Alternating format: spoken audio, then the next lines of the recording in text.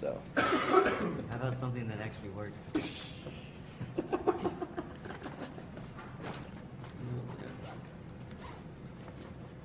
you tired out. I haven't slept in like years or a week. No, I got sick around.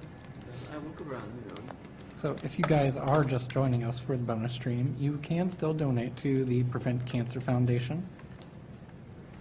They are a great charity, and we did hit 1 million, but we can keep on going.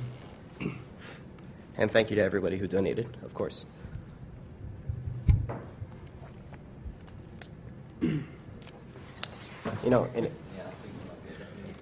Interesting fact about this screen that you get for N64 Virtual Console when it says you will need the classic controller for like 5 seconds. That's not just to tell you that you need the classic controller, but Nintendo really loves to hide loading screens. And what it's actually doing is, during that screen, it's loading the game's ROM into memory. Nice. Especially for Majora's Mask. It shows that screen, and then it shows an extra spinning end logo as the game is loading into memory. It's just an interesting fact. But anyway. Good old Nintendo in that regard.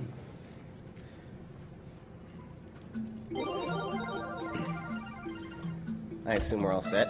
Hello, everybody. My name is Dan Salvato, also known as IE6 to some, and I run Yoshi's Story All Melons. Yoshi's Story is a really interesting case for... Hold on. Yoshi's Story is a really interesting case for a Nintendo game because it's a console Nintendo platformer, but it sees such little attention in the speedrunning community, and the reason for that is it's dwarfed so badly by Yoshi's Island, which is completely superior in every way for both casual playing and sort of speedrunning as well. So the only run that existed for this game before was Any%, which is like a less than 15-minute run, and I wasn't really satisfied with seeing so little of the game, so I routed it all melons. That's significant because melons are hidden throughout each level, and it's considered a special challenge to get all the melons in each level. And so that essentially makes this the 100% category for Yoshi's Story. Yeah, some of them are quite difficult to find. Yeah. So yeah, playing casually, most people have never successfully found all of the melons in all of the levels. But of course, speedrunning, I know where they all are, and it's all about advanced techniques and technical movement, trying to slow down as little as possible while eating them, of course. And it turns out this is a very challenging and unforgiving run, and there's a lot of cool tricks and technical things you can do in order to keep your speed. And so I hope you enjoy. And I guess we're ready to get started. So real quick, can we get a roll call? Yeah. Again, my name is Dan Salvato. Oh, I'm Missy. I'm CyberBotX. All right. My estimate is 2 hours. Yeah. And if you're curious, my record is 1 hour, 50 minutes, and 6 seconds for this category. Is that the world record? Yeah, it is. I routed this myself, and while a couple of people are currently working on learning it, I'm the only one who does the full run right now. So it's like, I can't exactly boast about that, but it is a pretty solid run, though. Yeah. I'm just going to have my phone handy because... Yeah, I no longer have a copy of this game, but I did at one point, and I do know that getting all the melons in a single stage is quite the task. Yeah. All right. So, are you ready to get started here? All right, on my... What? All right. 3, 2, 1, go. All right. So I can start from any of the World 1 levels. I'm just going to start with 1-1 because this is a very straightforward level, though it is very tech skill oriented. And so as I go, I'll explain some of the tech that I do. The first thing I want to explain is a technique called a dustless ground pound. And what that is you're going to see me ground pound a lot to uncover certain hidden melons. And when Yoshi ground pounds and he hits the ground, he wastes about 40 frames like that, which is almost a full second before he can start moving again. However, if you ground pound when you're right next to the ground, right before you land, then his ground pound will actually have no landing lag whatsoever. And so with each ground pound, you could save almost a full second if you get that tech properly. And it's usually just a window of a few frames. And so that alone in a level with a lot of ground pounds can save you a lot of time. You're going to see me like that one. I intentionally missed the technique because I needed to flip over the elephant, and you can't do that with a dustless ground pound. I think you're not going to get any of the hearts you get from getting the 6 melons in a row. I actually do. Those hearts, which are called super happy fruits, are very useful in some areas because they give me special properties that allow me to do things I normally couldn't do.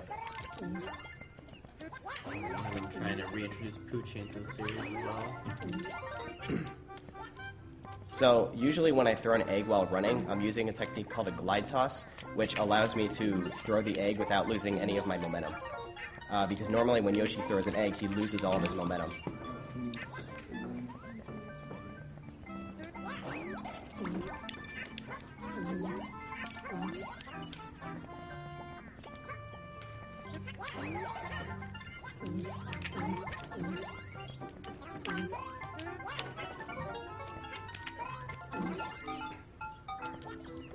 Alright. That's the end of 1-1. Where did my water go? So you'll probably notice that I'm collecting these giant red hearts. Those are called power hearts. And what those do is they unlock additional levels in the next world. Because in this game, after you beat a level, you go right to the next world. And so, since I got all 3 power hearts in this stage, it unlocks 2-2, 2-3, and 2-4.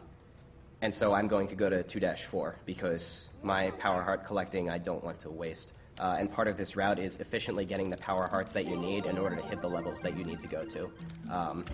And in the end, you might be wondering what happened to the rest of World 1. In order to complete this run, I need to beat the game 4 times through in order to hit all of the levels.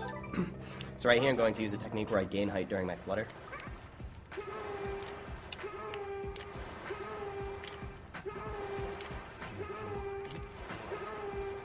Alright. That's it's not as hard as it's not as hard as Yoshi's Island, but it's still a very tight window, and it was only recently that I started getting good enough at it to use it in that area. There's another height gaining technique, but it's much slower, although it is more reliable. You can actually stand on those spikes right there. That's pretty funny. You normally don't see games do that, but oops. Now, earlier when you did the soft reset, that was to skip the cutscene. Yeah, thanks for between bringing that up. areas. I forgot about that. Normally when you beat a level, there's like an ending cutscene where the Yoshis like sing a song and it tells you Very annoying song. a page of the storybook. But it's actually faster to simply reset the game right after the game saves. And it's actually funny because on Virtual Console, the game lags for a few frames as it's saving. Because instead of instantaneous cartridge saving, it's saving to the Wii's flash memory.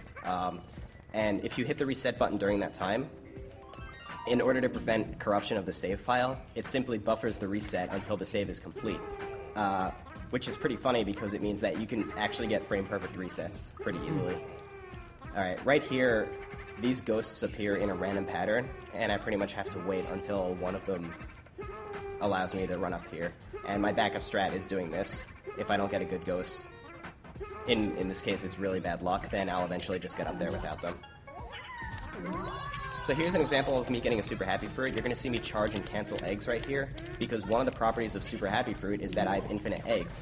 That means when I pull out an egg, Yoshi pulls it out of thin air. And so what I can do is, I can start charging the egg and simply cancel the charge, and it'll be added to Yoshi's inventory. Sorry, I have a bit of a cough. I hope that doesn't get too annoying.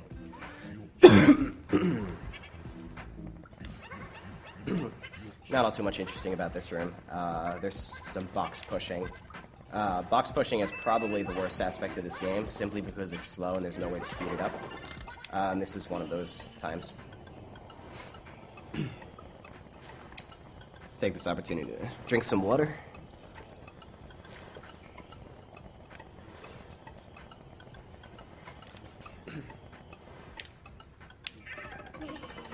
When you push 2 boxes together, they make 2 melons.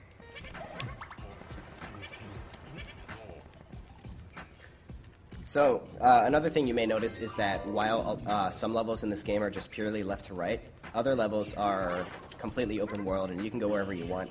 this is an example of one of those levels, and so it's more of a challenge to route because you need to figure out the optimal path to hit every corner of the stage and get every melon. Is that normal for those boxes to just disappear from hitting the water like that? Yeah, that's actually, it wasn't water, it was goo, and like such as right here. And when boxes hit goo, they give you a melon.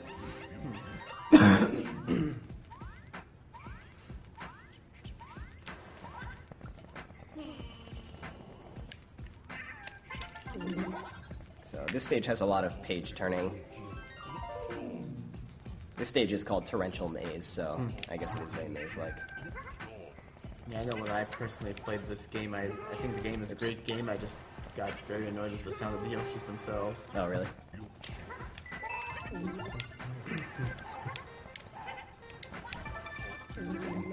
on.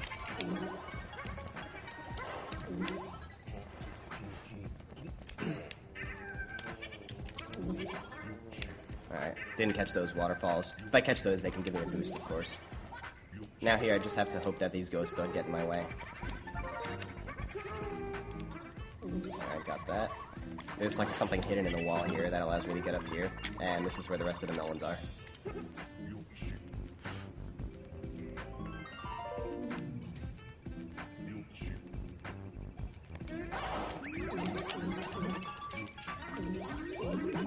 Here's another trick with the Super Happy Fruit. When you ground pound, it breaks all the fruit bubbles on the screen, and it also kills small enemies such as Shy Guys.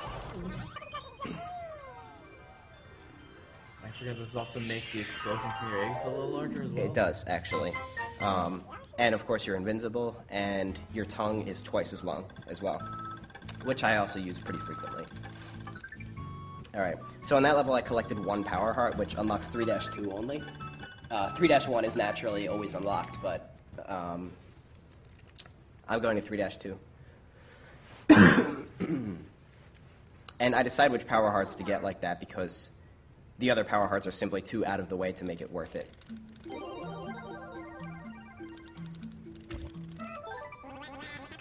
So you basically have it all routed out in a way where you can do all, what is it, the 24 levels in like an ideal way? Yeah, using the most efficient Power Hearts possible. This is one of my favorite levels, and it'll allow me to explain another technique called tongue jumping, which is when I mash the tongue button, which is B, while jumping, I gain significant boosts in height. It's a very difficult technique to do because you have to mash B while holding A, but especially when going off these springs, you can see like how much of a height boost it'll give me. And so throughout the run, I use that a lot because it's much faster than fluttering.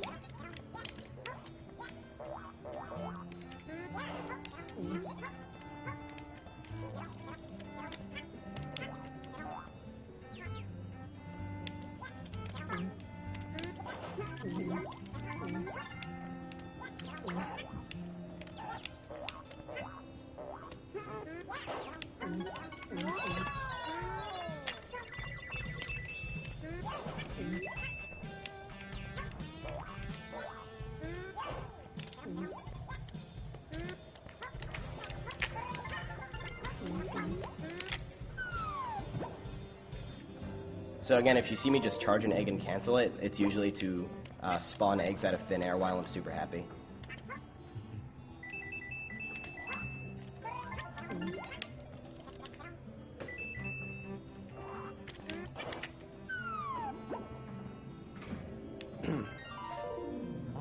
And now we play a boring minigame.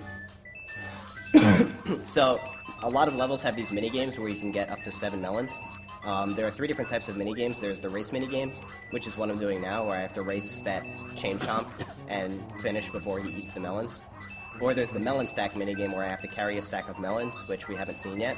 Or there's a flutter minigame, where I have to flutter to the goal without touching the ground, which we also haven't seen yet.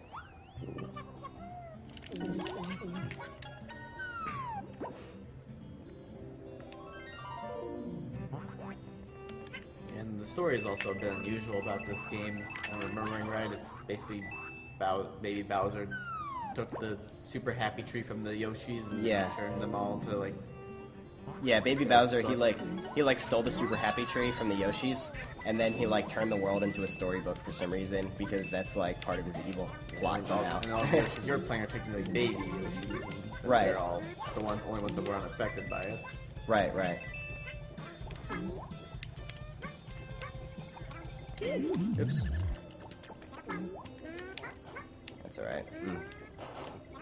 That was close. It's... Aw, man. It's easy to accidentally ground pound in this game. Because it's simply down while you're in the air. It's also worth mentioning if I accidentally eat a fruit that's not a melon, then I'm forced to kill myself and start the level over. Alright, I'm going to gain height on my flutter here.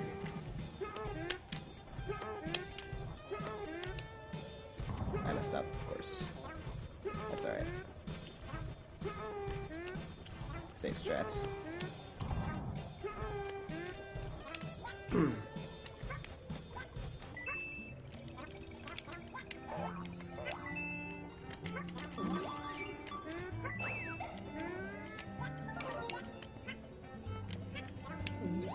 Also, luckily, is that the peppers don't add to the count of what fruits you got in the level. Right. Oops. This guy's completely random, so I just have to hope he's like not in an annoying pattern. And right now, he's being really annoying. There we go. And what I'm going to do is I'm going to spin the wheel this way and put him on the bottom so he doesn't get in my way. Because if he knocks me off this wheel while I'm hitting this block, then the block disappears and I cannot get the melon. And again, I'm forced to kill myself and start the level over. Whoops. Oh, my execution is just silly today.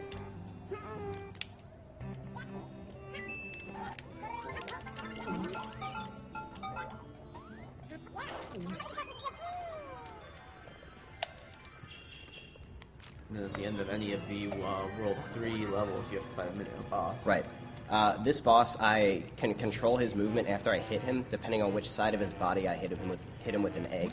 And so I always hit him on the correct side of his body in order to keep him within reach of me. And I'm short one egg here, so I'm just going to grab one there. And should be right there. Okay, I missed. I think because... Oh, there he is. Because I scrolled him off screen to get that extra egg, his position changed.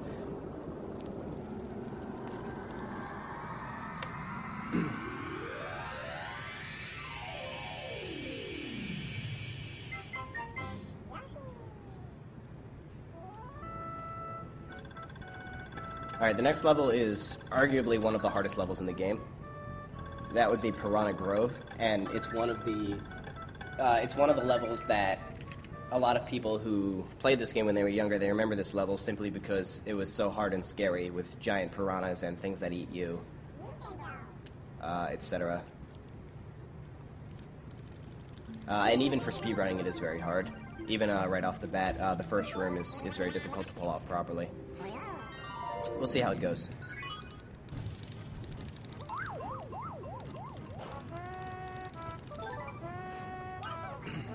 I have to make this really difficult jump to hit the platform cycle while avoiding this guy. There we go. And now I need 6 eggs, and I cannot waste any of those eggs. I need all of them, so if I miss a shot, then I'm screwed. So I get hurt here on purpose because, again, I need all my eggs.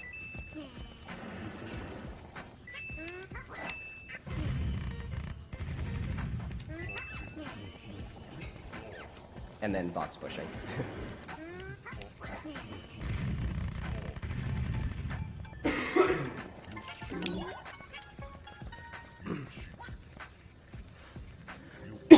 Alright, the difficulty doesn't end there. This room is also very tough. Those flying piranhas that kind of stick their tongue out and eat you, it's really, really bad if you get eaten, because that alone wastes around 10 seconds, but you also lose all of your eggs. And they can eat you while you're invincible as well.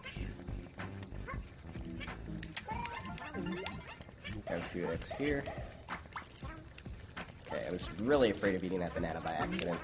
Okay, I got a good platform cycle there, so this is going pretty well.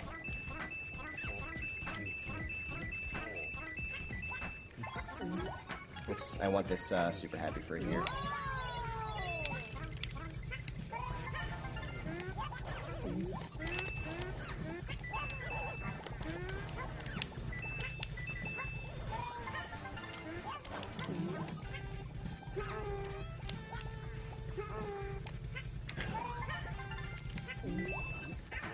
Alright, so far so good.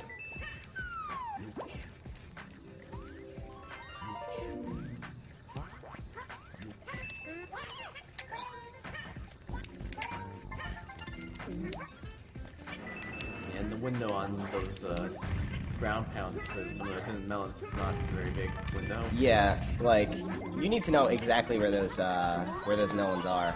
Normally, Yoshi has a sniff mechanic that tells you their exact location, but that's extremely slow to use in a speedrun, and so I just need to know all of them.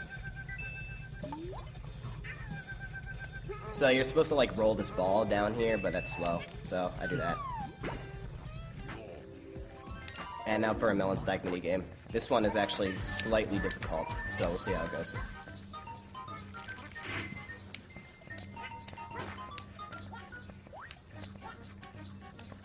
Okay. It looks easy, but those guys have really big hitboxes, and I was actually taking a little bit easy there. Most of the melon stack minigames, you can simply do it full speed without slowing down. You saw me slow down a little bit there just because I want to be extra careful. If I fail that minigame, then there's no way of getting those melons back, and again, I have to kill myself and start the level over most of the time.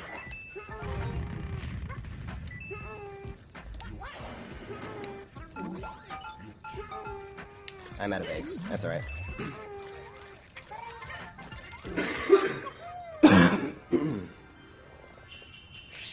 Better run up at the end of the stage at the beginning. Yep. Alright, next up is our first water level. There are only 2 water levels in this game, which is amazing. But this is the more boring of the 2. And this is also probably my least favorite level, so all my commentary is most likely just going to be complaining about everything. The other water level is very challenging and has some neat and interesting tricks. This one doesn't. Just stupid things that get in your way.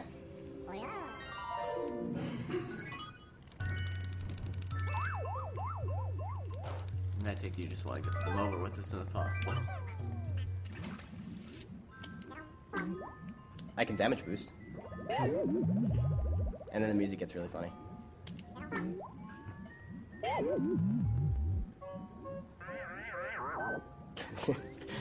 I love that flute. Now, It's so like out you of tune. can only be killed when your health is at this point, right? Right. Or being crushed, I think, also, right? Yeah. Yeah, if you have any more than 0 petals, then any time you take damage will just knock you down to 0. But Yoshis don't die, they just get really sad. Yeah. That's the way health works in this game. It's Yoshi's happiness meter. And when he runs out of happiness, he just gets really sad and he gets carried away. Save for some enemies or areas where Yoshi does in fact get brutally murdered, but we'll see those when they come.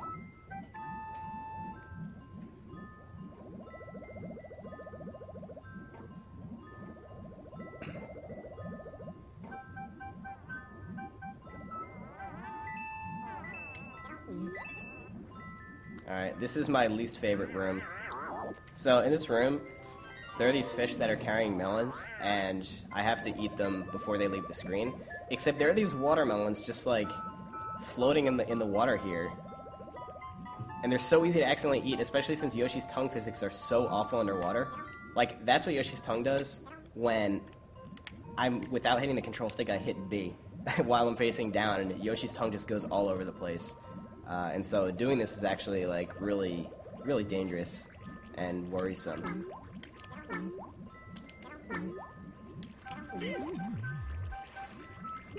Oh, come on.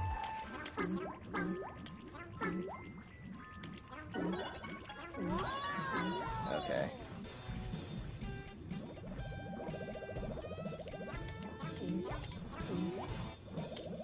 I'm scared. Yes! That has gotten me before. Oh, thank you. Yeah, those were in pretty close proximity to each other. Yeah. And naturally, if Yoshi's tongue hits 2 fruits, one of them is going to take priority. I'm not sure what determines that priority. Maybe in the order they were drawn or something like that. But yeah, you have to be really It careful also has something to sometimes. do with when his tongue's hitbox hits the melons, because I think if you were to somehow aim your tongue outwards and then angle it back towards the fruit, I think if it was to hit the farthest fruit first when it's coming back to Yoshi, I believe it'll trigger the one that was farther back. Yeah, I've just seen some really weird stuff happen. So you'll notice in that room that I actually used the sniff mechanic, which is why the camera zoomed in and Yoshi started moving slowly. And that was because there were bees in that room, and the only way to get past the bees is to move slowly enough. And using the sniff mechanic is a cheap way of doing that without having to precisely angle the stick. You just hold R, and that makes Yoshi move slow enough to get past the bees. Is one of the brutally murder animations getting stung by bees? No, actually.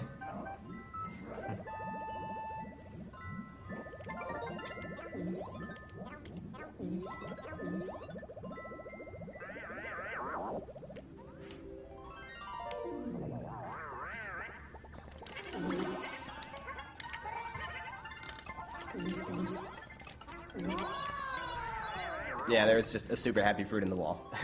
Oh, I forgot to mention, in this game, if you eat 6 of the same fruit in a row, then you get a super happy fruit. But I eat all melons, so that means in every level I get a total of 4 super happy fruits in certain areas that I can use to my advantage if I want to, because at increments of 6, 12, 18, and 24, I get a super happy fruit. And so I can really take advantage of those. Oops, I missed that jump. Alright. Here's another melon stack minigame.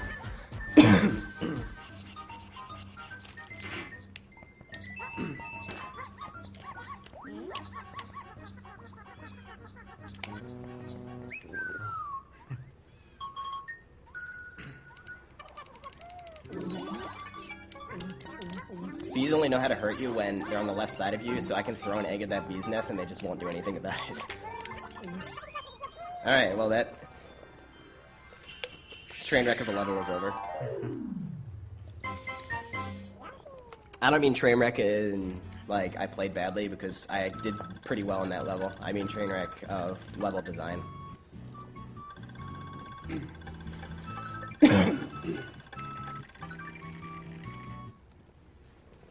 Another frame perfect reset. So how are you keeping track of which levels you've already done?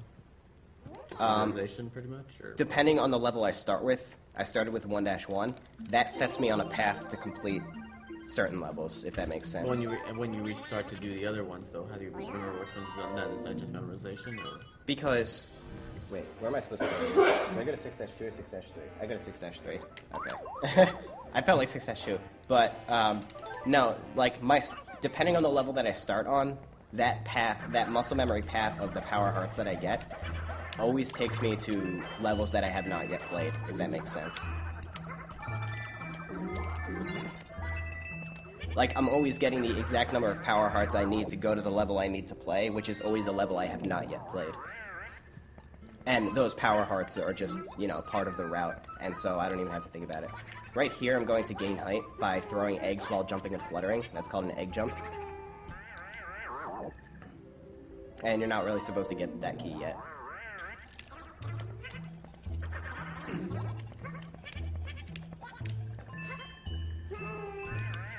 Alright, and now we're going to play the hardest melon stack minigame. The melon stack games in World 6 have the stack drop down very slowly, so I have to wait and try to balance it as they are dropping.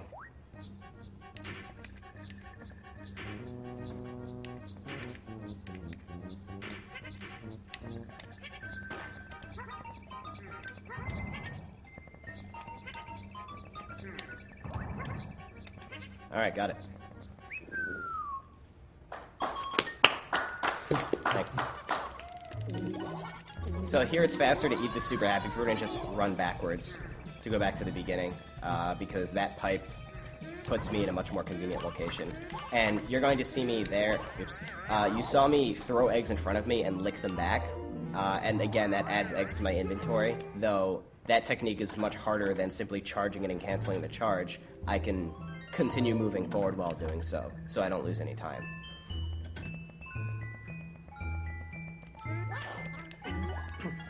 So this is another open world level, so I timed the super happy fruits very conveniently. As you can see, it really comes in handy in this room. Especially since I can do that.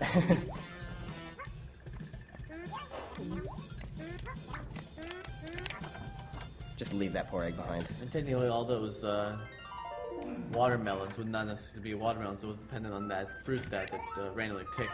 Just Yeah, before the first level. yeah. At the very start of the run, I picked a lucky fruit, which is completely insignificant or irrelevant in this run because I never eat anything but melons. But yeah, when Yoshi ground pounds and kills enemies, then they turn into his lucky fruit.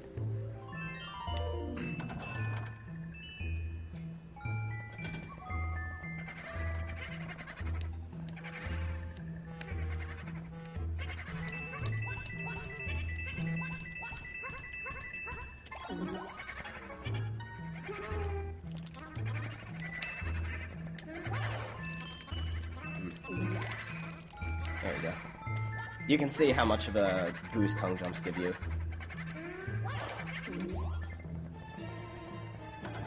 But there are some areas where you have to get a really, really good tongue jump in order to get enough height. And it could be very inconsistent. The one other player who is really working on learning this game, he learns to claw the controller just so tongue jumps are a little bit easier.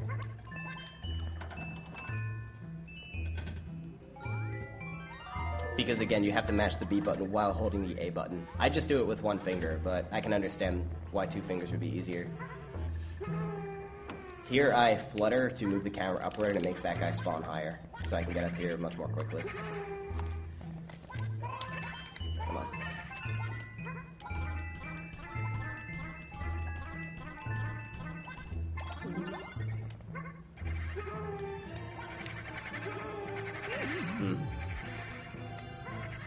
So I try to position myself so that this block that I'm standing on, he doesn't turn into a ghost, but yeah, it's pretty tough.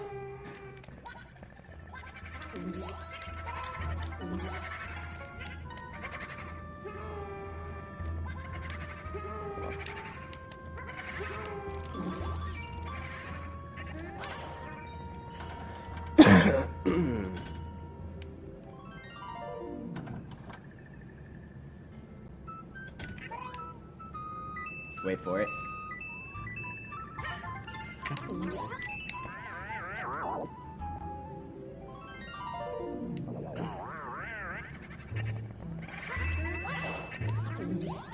Alright, one more room to go, and then we fight Bowser.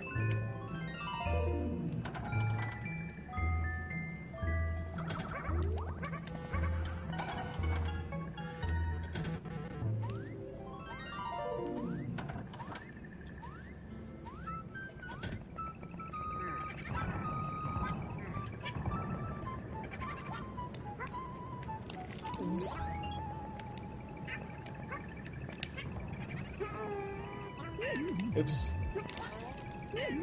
Oh well. Doesn't really matter.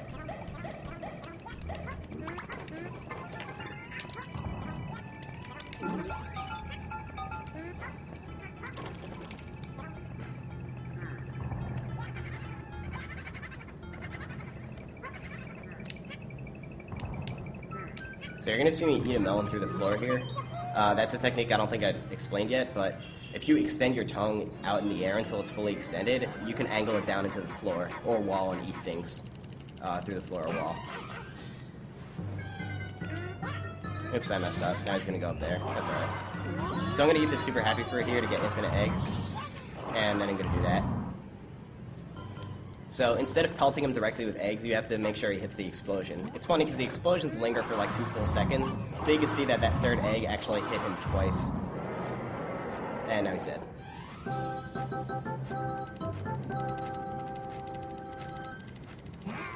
The bosses in this game are kind of a joke. And that also means that lap 1 is complete. And so now I've beaten the game, and when I reset, my save file will be cleared, and I start back at World 1. Except I'm going to take a different path of levels this time.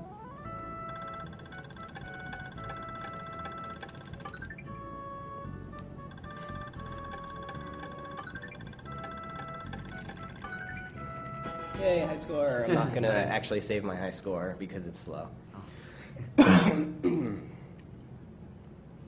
I want to stick around for the rest of this, but I think I'm going to have to go because I don't know if I can keep it just going. That's fine.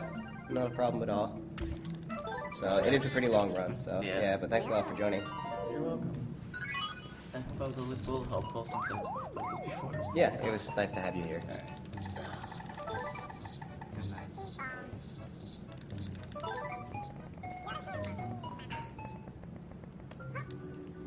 Alright, so 1-2, it has these guys. You have to like stomp on all of their fuzzy pieces to make them get, to kill them and get a melon. Oh, really? That's alright. Come on.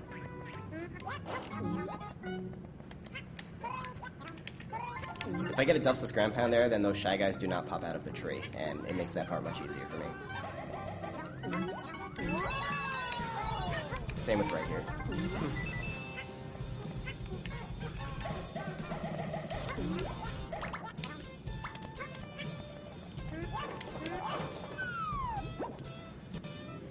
So since we're once again in World 1, like the kind of the enemies and the world in general is a little bit more tame again. But that doesn't necessarily mean speedrun strats are any more tame. Though I would say that 1-2 is probably the most relaxed of the World 1 levels as far as speedrunning goes.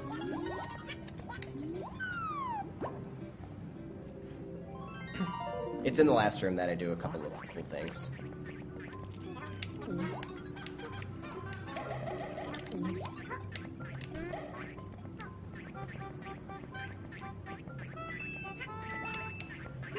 Oops.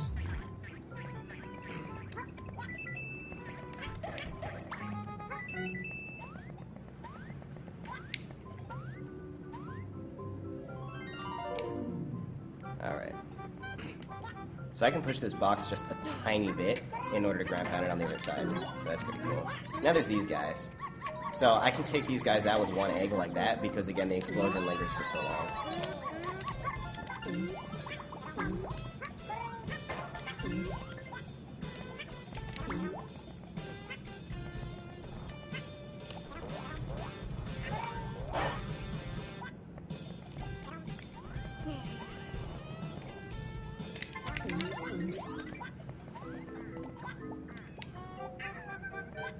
So what made you decide to run this game? I decided to run this game because I didn't like how little attention it received. Again, any percent was the only category, and it made me really sad that we couldn't see more of the game in what I think could actually be a cool run.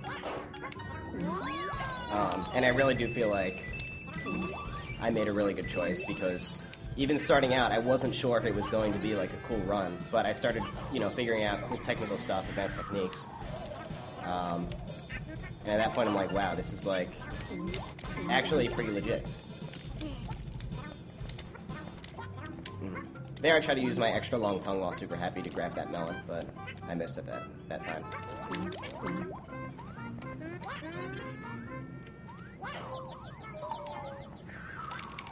The part I really like about speedrunning is routing and figuring out cool new stuff. And this game really fit the bill because I felt there was so much unexplored stuff in this game.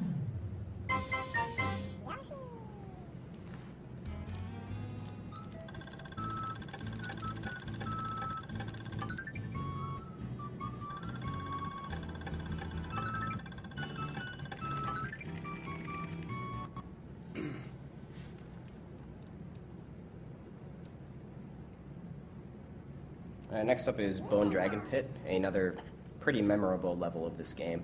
It has the giant bone dragons that shoot fireballs at you. And this level's pretty cool.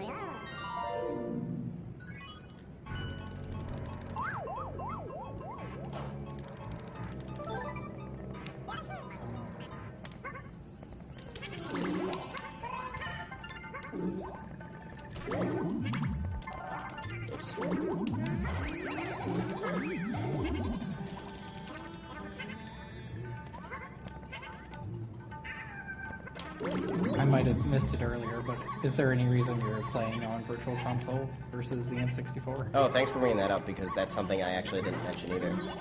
I play on Virtual Console mostly because of the controller. I highly prefer a GameCube controller for this game, but I also think Virtual Console might be a little bit faster because there's no lag. Normally, whenever there's a page turn transition, N64 will take an extra 2 seconds or so because that's a very laggy scene on N64. A Virtual Console, most of the time, does not lag at all. Alright.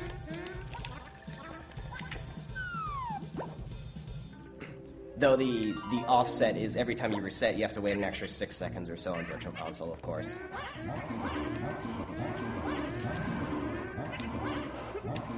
Alright. Kind of a mini-boss that gives me free. This is like the mini-boss music whenever you hear this music.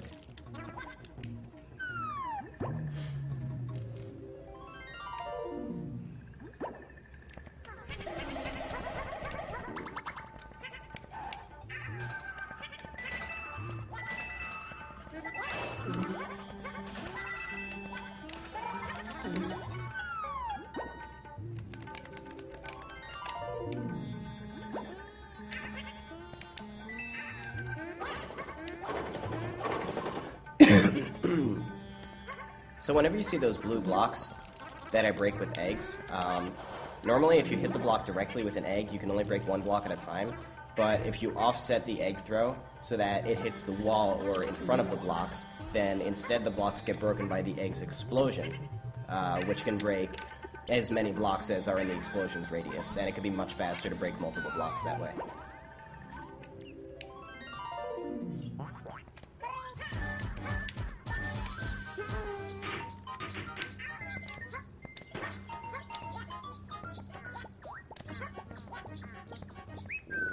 So these stack mini games are something that probably a lot of people when they were younger had trouble with.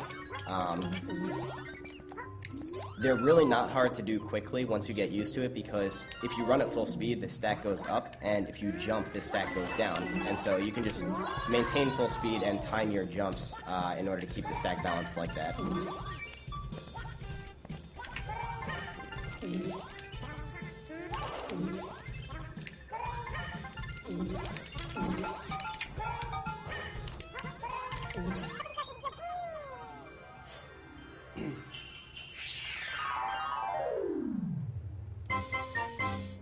Next up is Cloud Cruising, another very memorable level, because it has those weird worm things that you ride. Not to mention the boss, Cloud and Candy, which is a giant ball of cotton candy that you have to kill by eating him. Probably agreed to be one of the sillier bosses in Nintendo history.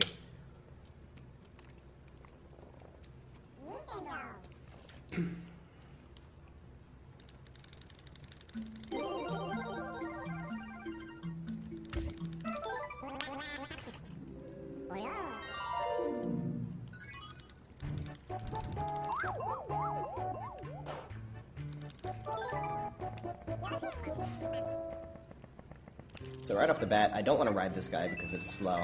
So I'm going to tongue jump there so I can reach that melon. And just be on my way like this. There we go.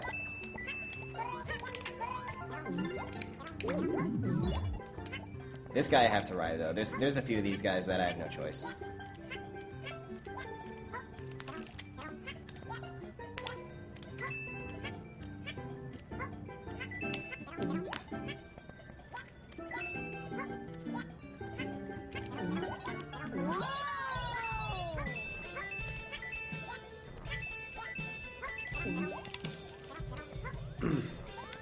No, I don't want you.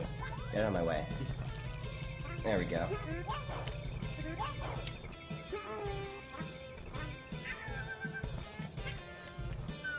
So in this next room, I need to kill all of the enemies in order to get the melons.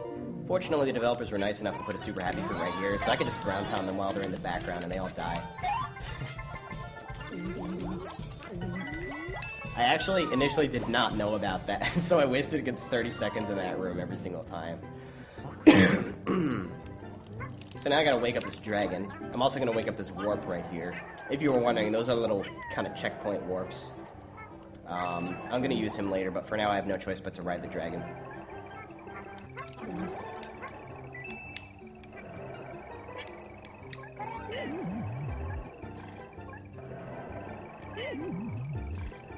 This doesn't waste any time, by the way. So, that little thing you'll see me get later.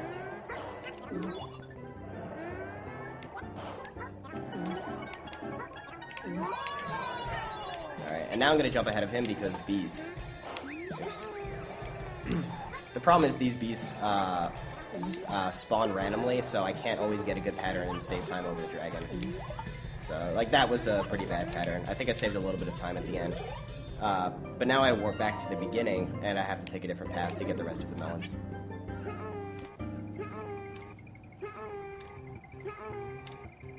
By hitting this switch that I skipped before.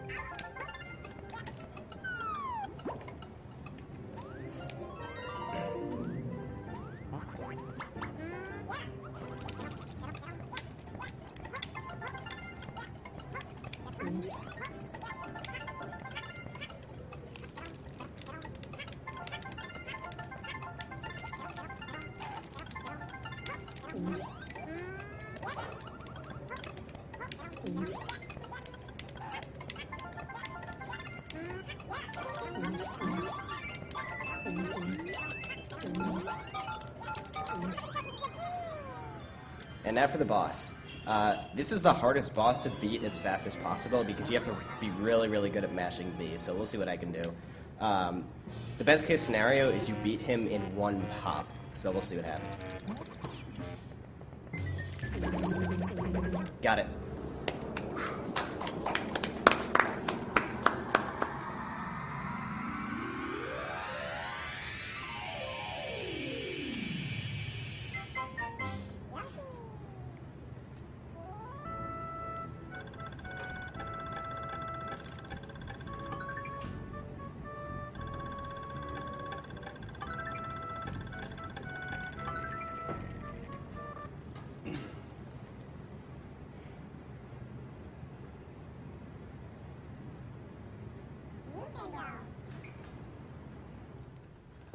Alright, next is another pretty difficult level. Another memorable level for people who play this game. Because it has those giant fish that eat you. A lot of people remember those. And it is one of the ways that Yoshi can get brutally murdered in this game.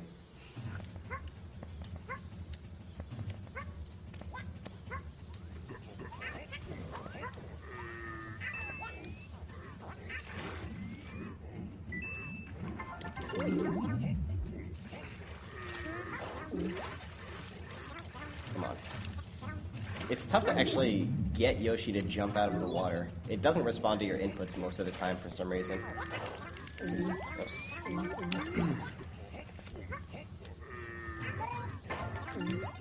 A lot of my techniques and movement are simply to prevent Yoshi from losing speed as I control him.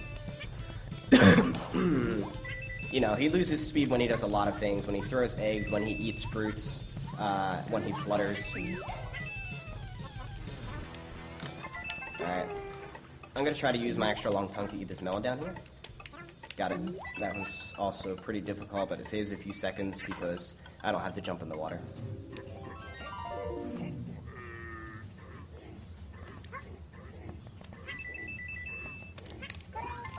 Alright, and here's the infamous fish. Fortunately, he very rarely eats me because he jumps out of the water at all the same points, as long as my movement is the same every time. So I always know where he's going to jump out. Okay. This is another very difficult minigame. Probably the next most difficult after 6-3.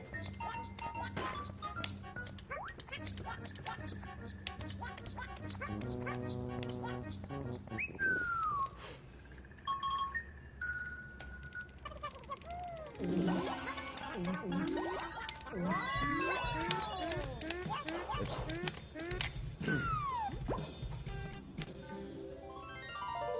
So correct me if I'm wrong, this game runs at 60 frames per second. Yes, this game runs at 60. Which for the N64 was kind of rare, wasn't it? Yeah, this is a 2D game though, so it's kind of expected, I guess, if all you're drawing is a bunch of 2D sprites. But yeah, most N64 games do not run at 60 FPS. All right, he jumps out there, so I dodge him. Yeah, this is one of the few. it almost looks 3D, but everything is just pre-rendered 3D into 2D sprites, similar to Donkey Kong Country. Alright. This blue fish, he squirts water at me and tries to knock me into the pool so he can eat me. And he also likes to waste a lot of time. Oops.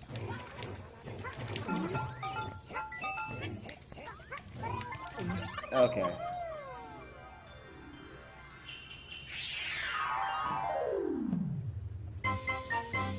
Alright, next is the other water level. I'm actually kind of glad that we're getting them out of the way. But this one is actually, like I said, it's quite challenging and has some cool and interesting tricks.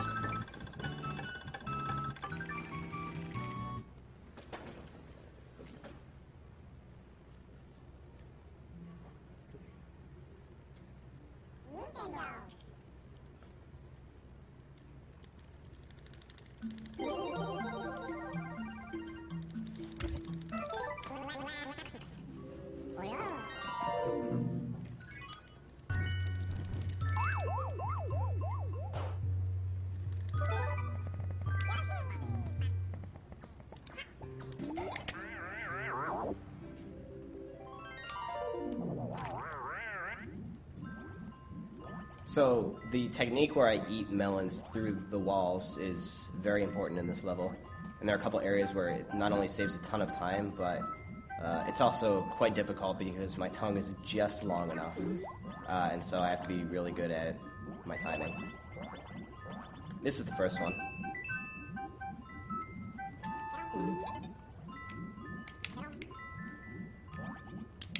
Alright.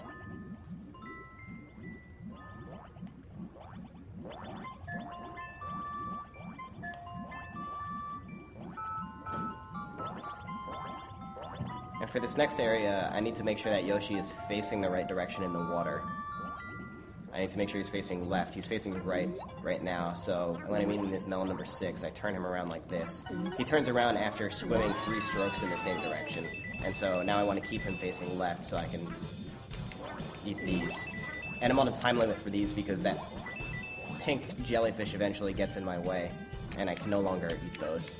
And I'm also on the time limit because I need the super happy fruit, the extra long tongue from that, in order to reach those melons. Fortunately, I did them pretty quickly, so there's nothing to worry about. That's one of the more difficult parts of this level.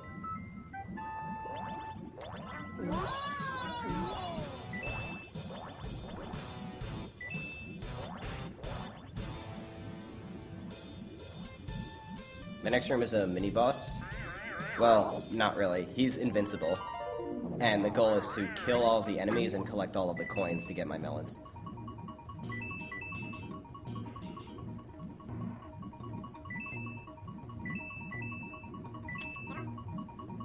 Alright. I'm too scared of eating the grape there, so I'm just gonna come back to that guy. There we go. I'll just wait this out.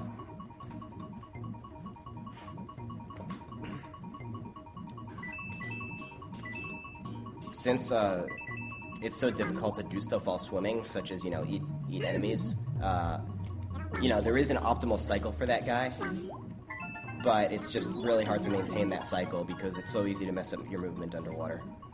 And so you run into, situations where you just have to wait for his tail to move out of the way before moving on.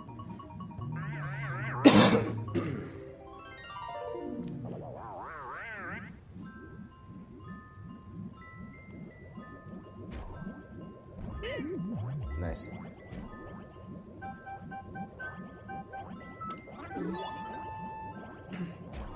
And now we can finally chill out a little bit. This room is a little bit relaxing.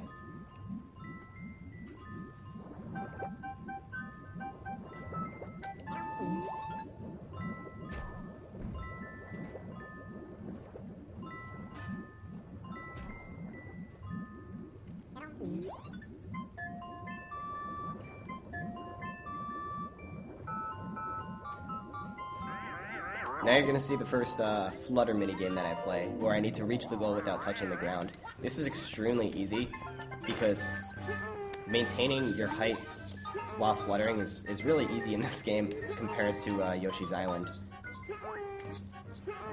as you can see.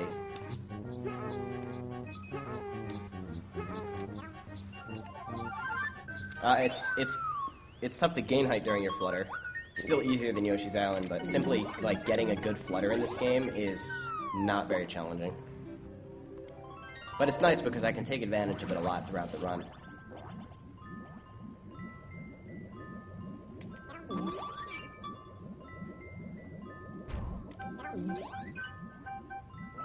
Alright, here's some damage boosting / invincibility abuse.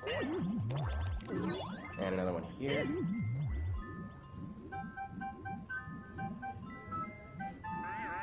And in this last room, there are a couple of shy guys holding the last 2 melons that fly in from the background.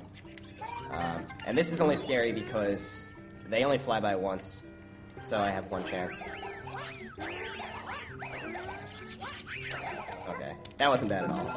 It looks less scary than it is because if one shy guy gets past my barrage of eggs and he hits me and hurts me, then all of a sudden all of the shy guys are on top of me and flying past me, and it becomes very, very easy to miss those if you don't just get the setup properly.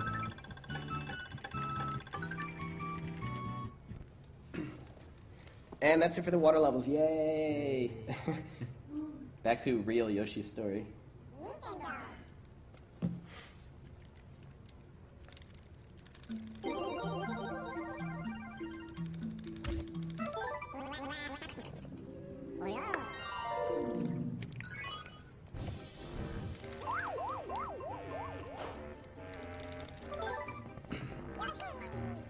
Most of this level is just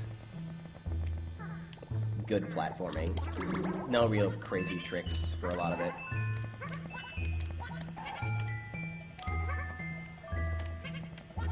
So I don't think there will be all too much commentary.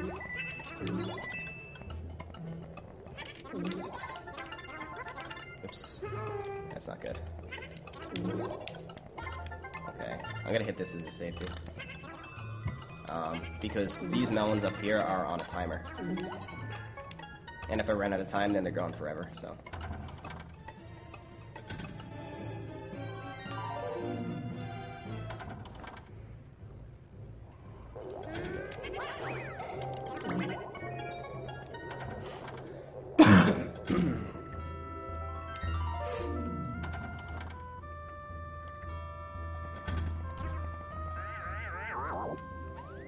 This room is pretty tough, so I'm gonna hit the warp in case I miss melons by accident. Like I just did. Okay, I missed 2.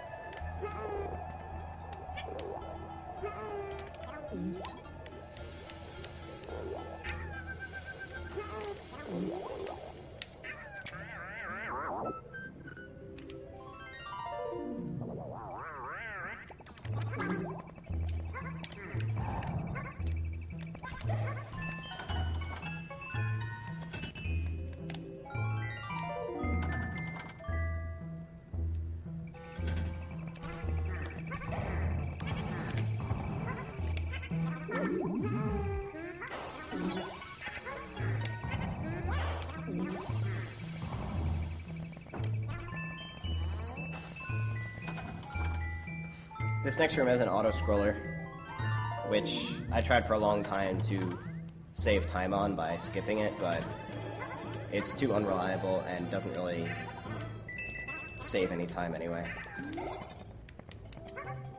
It's this dude.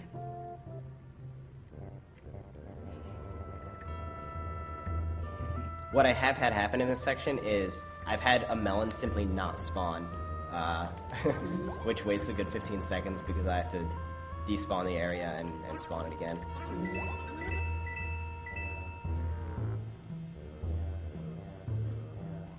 I think it's camera related, so I try to be extra careful with not like moving the camera too much.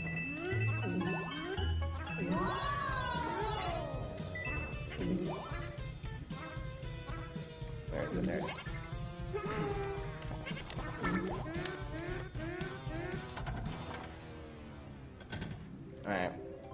This has like a hidden bubble that I have to hit with an egg. In order to save time, I do it after I activate this minigame. Like that. And then I have to make sure I hit the switch and eat these 2 melons before this first block falls down.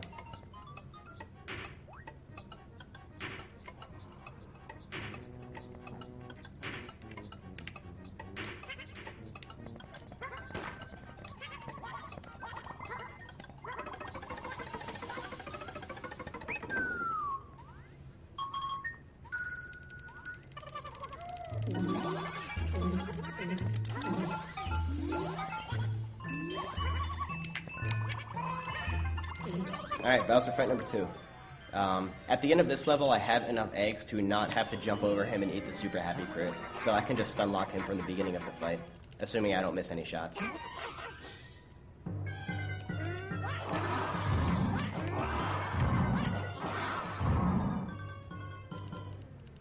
I only need 5 eggs because that 3rd egg, the explosion hits him twice after, a second time after this cutscene, which is pretty funny. There we go. And now we're done with the second lap. Every time you beat the game, it's called a lap in this run.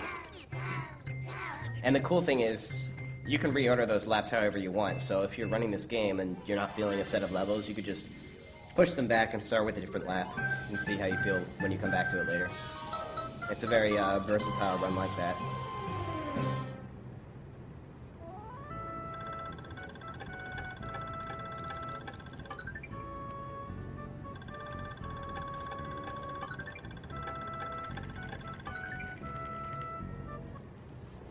If you've got a spare moment, perhaps you'd like to shout out Franker Faces?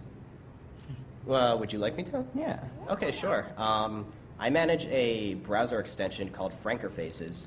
And what that allows you to do is, if you are a Twitch broadcaster, then it allows you to add custom emotes to your channel, despite not having subscriber status. And anybody with Franker Faces installed is able to use those emotes. There are currently around 20,000 users and over 700 channels that support Franker Faces. And so, even if you're not a broadcaster yourself, you'll probably come across some channels, especially speedrunners, that'll support it on their channel. And it can really add a lot to the chat. I will add emotes for absolutely anybody. It doesn't matter if you have 5 followers or 500 or 5,000. And so, I encourage you to check that out. The website is frankerfaces.com or frankerfacez.com.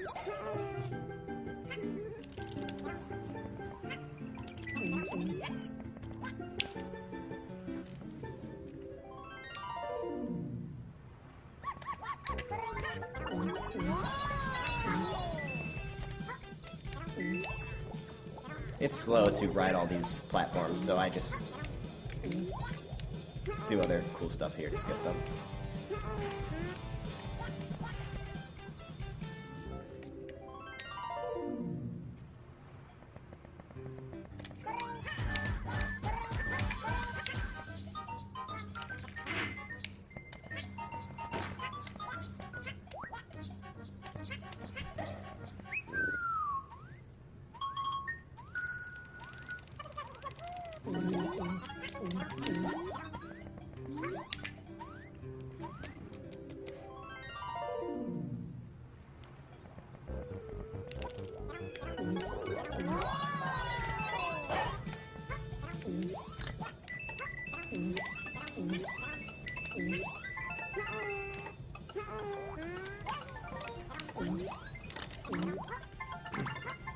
Right here is like a big cloud riding section with melons along the way, but I have a better plan for that section. Which you'll see in a moment. I just gotta grab these first. So...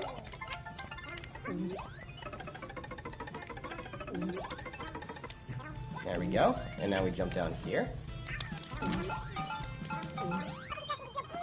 Alright.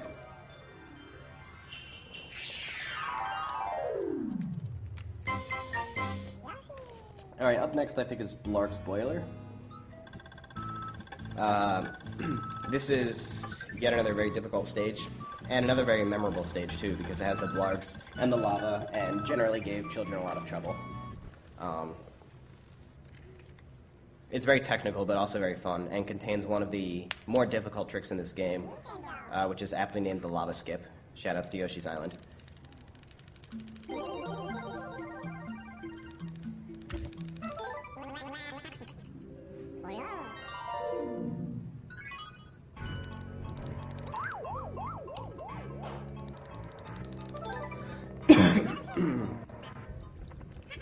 This level also has a lot of ground pounding, and as I mentioned before, if I ground pound right before, as I'm right above the ground, then I get no ending lag on the ground pound, which saves almost a full second every time I ground pound.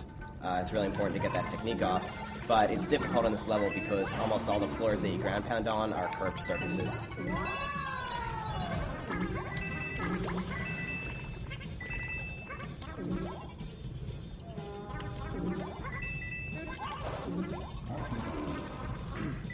And again, those blargs, as they're called, I can clear them without hitting them with an egg or without fluttering because I'm using a technique called tongue jumping, which is when I mash the B button while jumping, I gain significant boosts in height.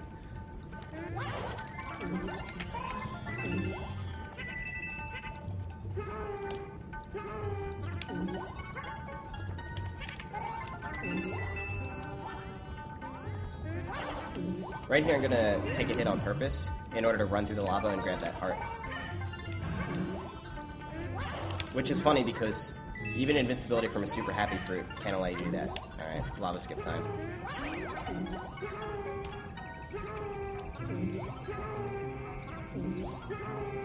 Got it.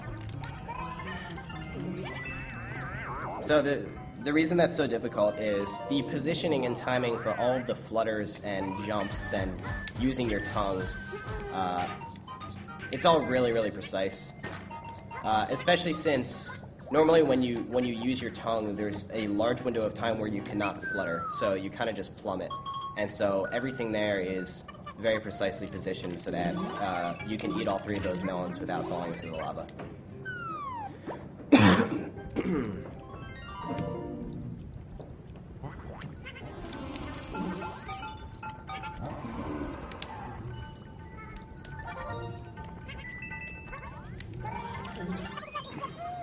Alright.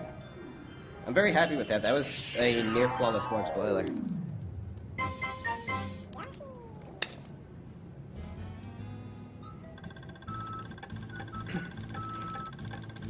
And next up is 3-4, a level called Frustration, which... that either says something about your level design or like your naming scheme, because if you feel that the best suited name for a level is Frustration, in like a Yoshi game that like children play, that's a little bit silly. Fortunately, the level is not very frustrating to speedrun. Right off the bat, there's like this auto-scroller wheel that I have to run inside and make it roll forward.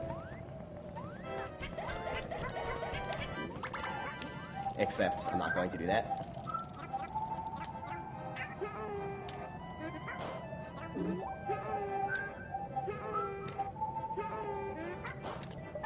Alright. That was a really, really fast beginning. Because those birds, which kind of spawn in random locations, I got a really lucky one, and it allowed me to very conveniently bounce up like that. Here's going to be a really difficult egg throw, where, got it, I have to break 3 blocks with 1 egg there.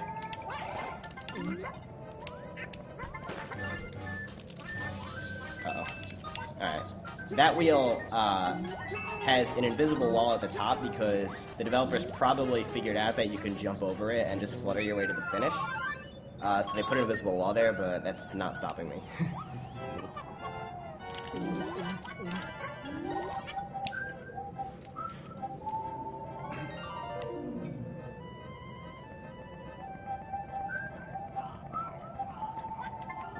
These guys are interesting.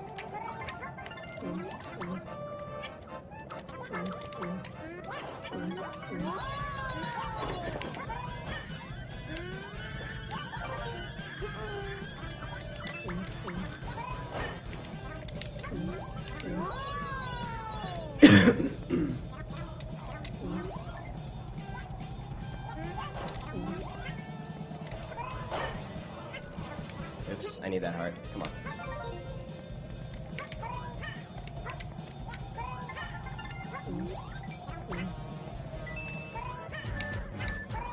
Alright, this minigame is interesting.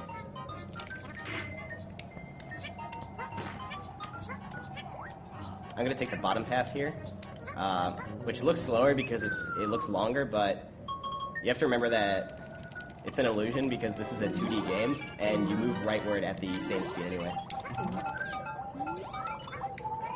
But speaking of that path selection, you'll notice I always select the path while in the air, so it's very confusing. Like, I jump in the air and then I just randomly land on the bottom path. It's because if you try to take the path without jumping, then Yoshi will slow down as he reaches the intersection. And so that's a little time saver.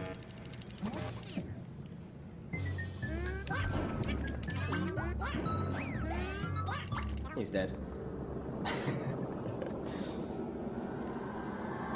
For anyone who's just joined in, this is Dan Salvato running Yoshi's Story on the AGDQ 2014 bonus stream. We'll be playing games here for at least another day. The rough running order is being posted regularly in chat, however, it is subject to change.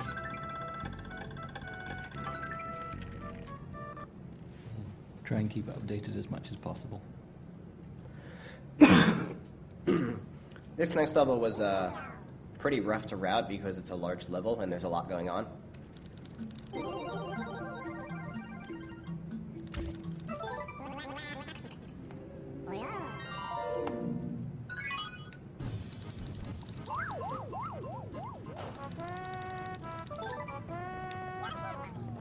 There are these guys called neurons, which are these giant, like, kind of fungus-like creature things that move around in random patterns, and I try to kind of use them as little as possible because most of them are random.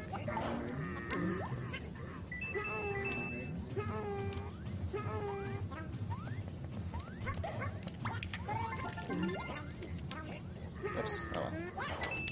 So right here, I'm going to hit a trigger for a melon, but I'm going to ignore that melon for now.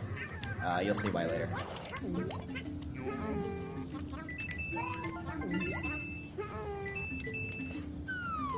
Alright, this is another race minigame, where I have to swim through the water.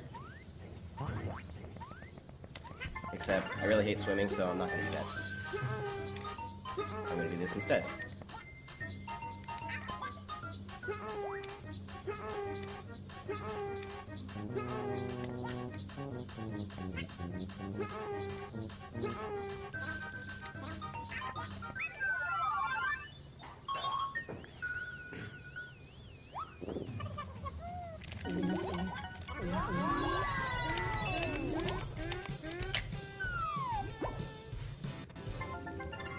So since I already hit that melon trigger, it simply appears right in front of me as I come out of that vase.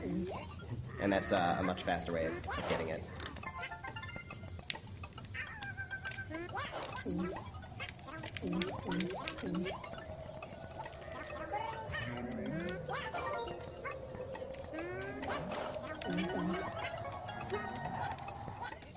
Come on.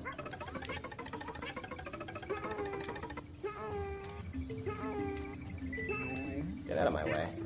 Get out of my way. Alright, we're good.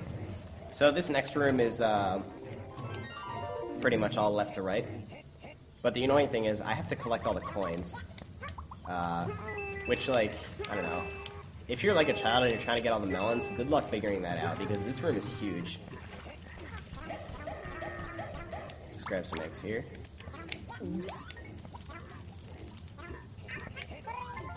And it's also very annoying to do. I really don't like the collect all the coins melons. Fortunately, there aren't too many of them.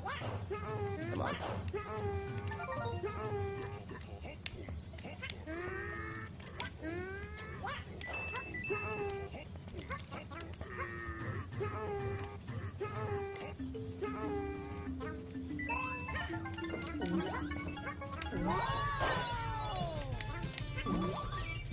You're actually going to see me miss a couple of coins here because those are coins that appeared when I got the super happy fruit, and so they don't count toward the level's coin count.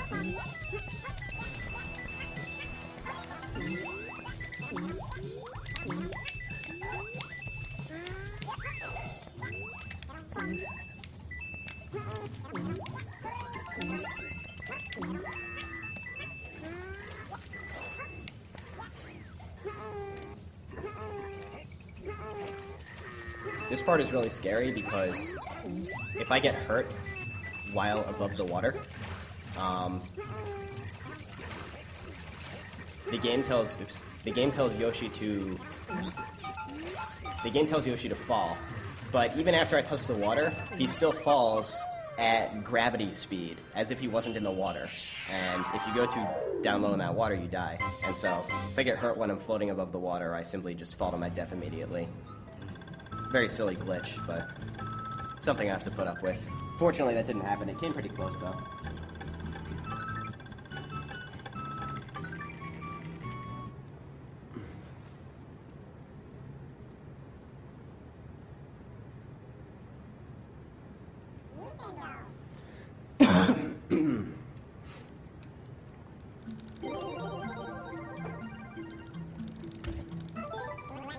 The next level is the shortest level in World 5, which doesn't say much because two of these levels are water levels anyway. In this level, there are these pirate ships in the background that like to shoot bombs at you. And I would imagine that they'd be really annoying if they got in the way, but I can just despawn them like that. Because in this game, anything that goes off screen just despawns immediately.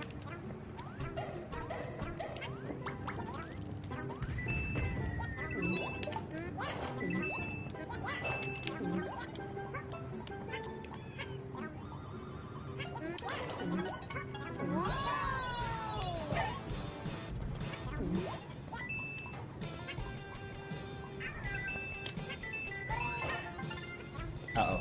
Okay. Yeah, if that falls on top of the watermelon, I'm in trouble. Precise throw and lick.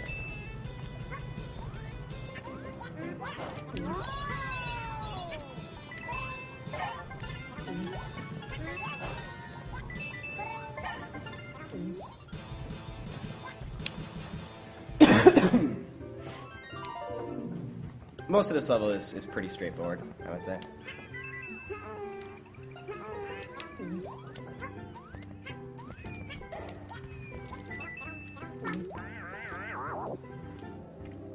Here's another race mini game, but instead of going left to right, I have to go to the top. Oops. Normally you're supposed to lick these things with your tongue, but that's slow because Yoshi flips up on top of them like that, and I do that for a couple of them when necessary, but most of them I just prefer to jump onto because it's so much faster. But they make very, very small platforms, and so it's pretty difficult to do that. Especially when you're going up and you can't see where they are. Fortunately, I did a pretty good job that time around, but I have fallen a lot of times.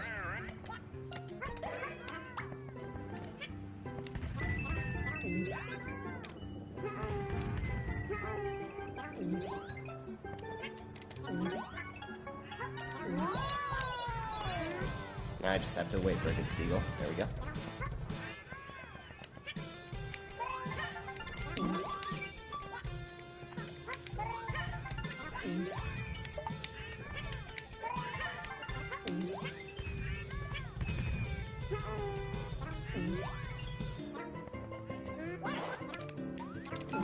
This last melon is terrible.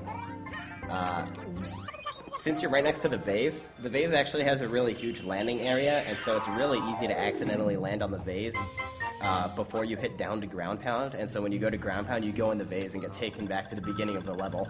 And that's the very last melon, so it's so frustrating when that happens. So I usually make sure to jump nice and high in ground pound. There.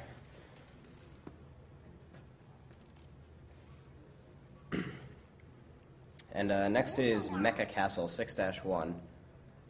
This level has blades that can slice you to pieces, hammers that can crush you. It's a pretty nasty level.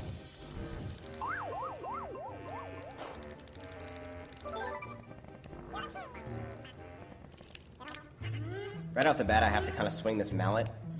You can't see it yet, but there's a gate to the right that only opens up as I swing.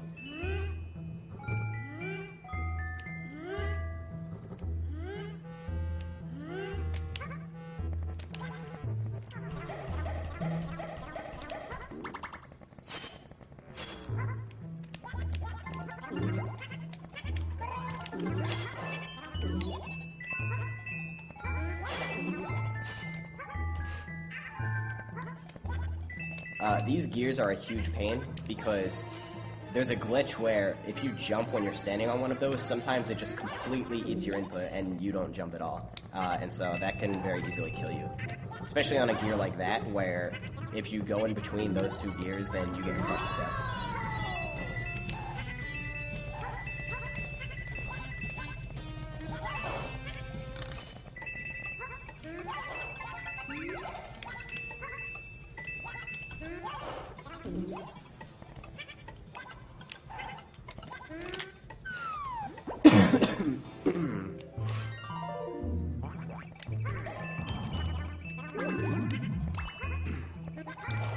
I'm gonna take a hit here on purpose. Oops, I was supposed to jump past this, but...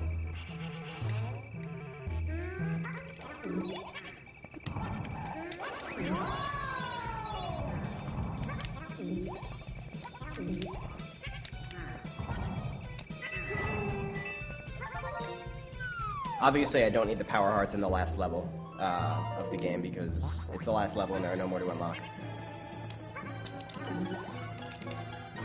Okay. This is the room with the hammers that can crush you. And I generally play it really safe with these because they are on a random pattern. And so I wait for it to give me the one that guarantees that I can safely cross them. Although I can waste a lot of time waiting for that. It's worth it over dying, in my opinion. Though there probably is some room for improvement on those strategies. Once they both crush down at the same time, it means I'm safe to cross. I don't feel like waiting. Okay. That one's usually not too bad, but next up there's going to be 3 in a row, and then 4 in a row. So these, I really do want to play it safe and not do that. Come on. Come on. Thank you. Alright.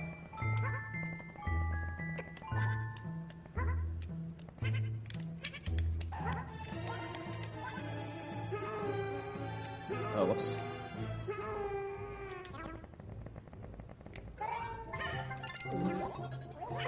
Nope. Come on. This is not good luck. Alright, there. That wasted more time than I would have liked, but that's alright. Again, better than dying. So in this room, you're going to see me skip some melons. There's a very good reason for that, which you'll find out soon enough. I already skipped one melon. It's off screen. You didn't see it, but... I have 16 melons right now, and I'm keeping count. Oops. This will be my 17th melon. And if you remember, every 6 melons I eat, I get a super happy fruit. And I'm taking advantage of that. I'm skipping that one too, to make sure that I get a super happy fruit in here in order to beat this minigame. This is definitely the hardest minigame in Yoshi's Story to do perfectly, because if you so much as get hurt one single time, then it's impossible to get all 7 melons. And so I use the safe strategy where I just eat a super happy fruit so I can not get hurt here. And it almost guarantees that I complete the minigame. So you can see how close the chain chomp is to eating that melon 7, even when I perfectly completed that minigame. So it's definitely worth doing that. Especially since in the end, it literally wastes no time at all because... or almost 0 time, because I just get put back at the beginning of the room, and so now I can get the melons that I missed.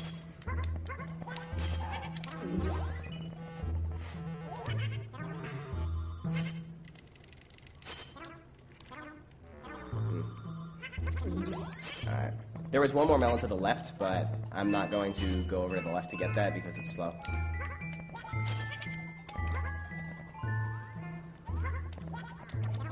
I do this instead. There we go.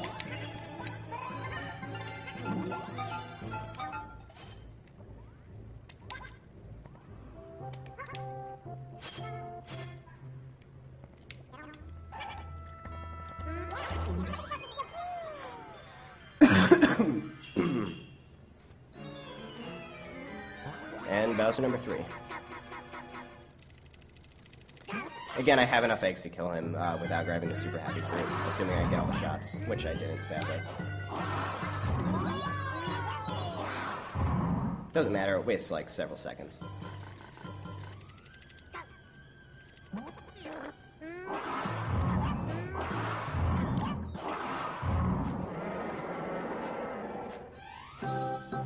It's a funny glitch here where if I start sniffing, then that sniff carries over through this cutscene, so you can hear him sniffing right now.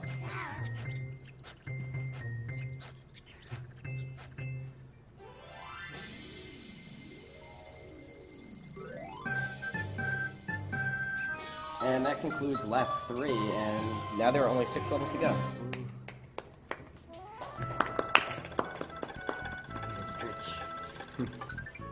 Yay, the run's almost over, yay.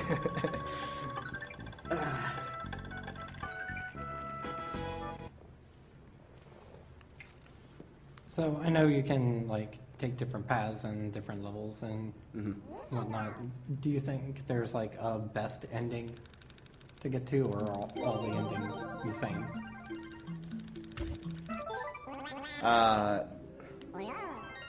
I'm not entirely sure what you mean by ending.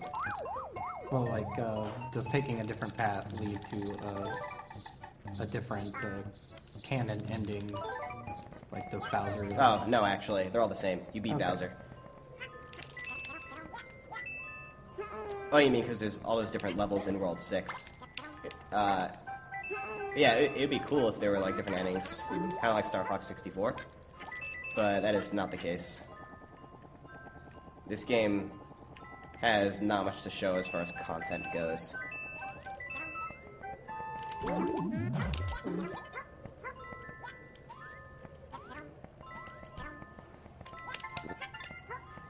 The beginning of this level is pretty relaxed because I have to kind of ride these platforms.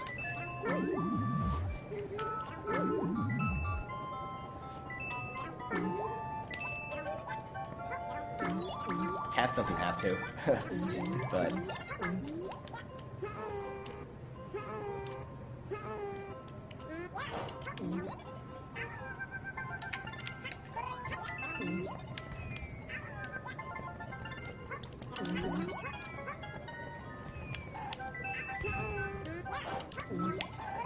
Oops, it's too far left. You'll notice most of the time when I drop off a ledge, I turn around, and that's because Yoshi doesn't pivot at his center. He pivots like slightly forward, and so pivoting off a ledge makes me fall off the ledge a few frames sooner.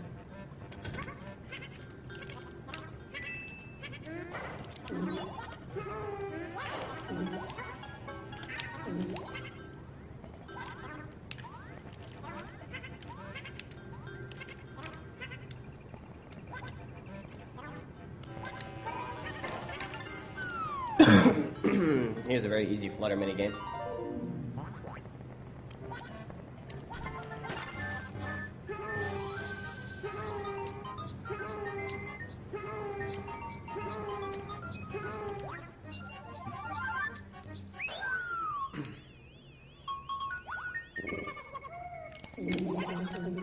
Now there's a glitch with ground pound triggers, like ground pounding to uncover a melon, where if the trigger is off screen, then as long as I have the right horizontal position, then I can trigger it, and there we go.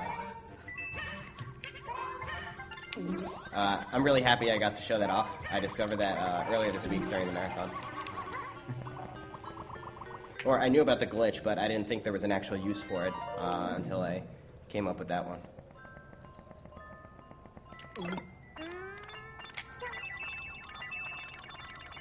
You need a really good tongue jump here. Got it.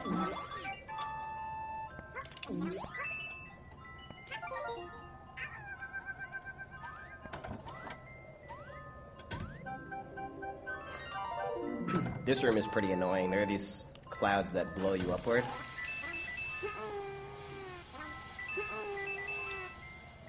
But while you're in the airstream of the cloud, you have like no horizontal movement.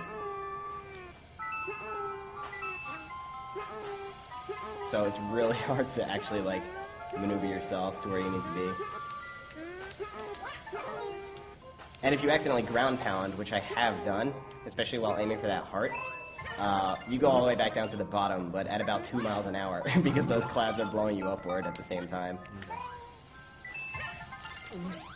Alright.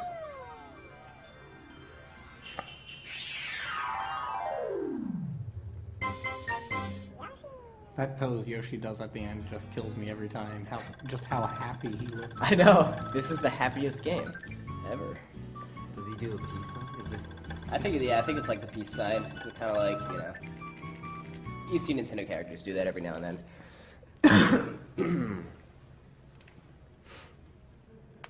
I also really like how, you know, normally when you beat the level, there's like, when Yoshi does the pose, there's a heart behind him with a smiley face, but if you actually eat all melons, then it shows a melon behind him, which I really like. And that's exclusive to the US version. When you finish the run, you have to do a peace sign. Okay. Oh, God. It's actually interesting because the Japanese version has some different melon placements, which is like the weirdest thing to change between versions, but I don't know which is faster. I just played the US one.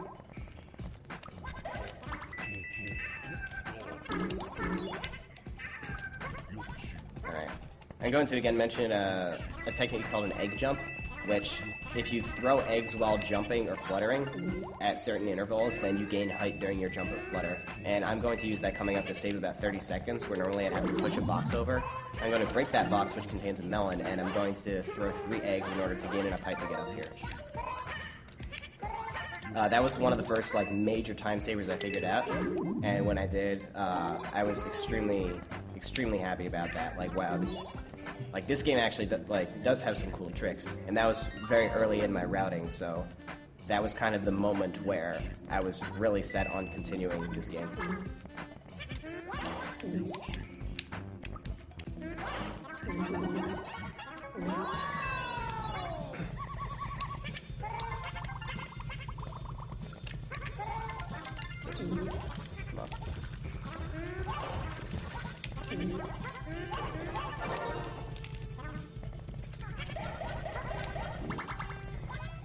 These ghosts, they move in the opposite direction that I'm pushing the control stick.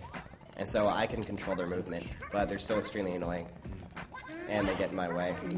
Especially since I have to eat the melon in the middle of them as well. Alright, play that one safe. Oh, that one was good.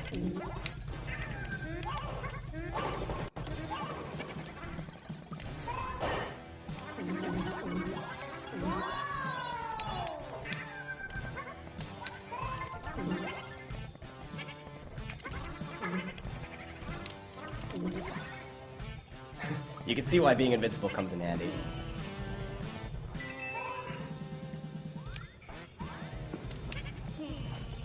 Hey, Mofat.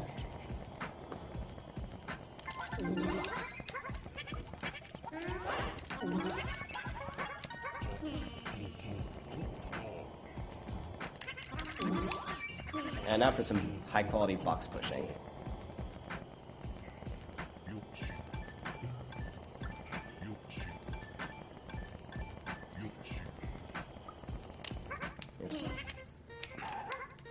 Usually when I push a box off a ledge, I do a little jump because it prevents the box from moving.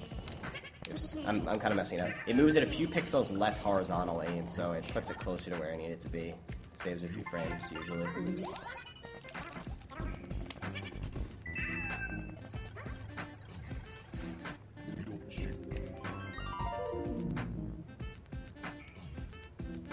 Right here when I ground pound it, kind of sinks the enemy down and makes him really easy to pass. Otherwise, you pretty much have to take a hit on him.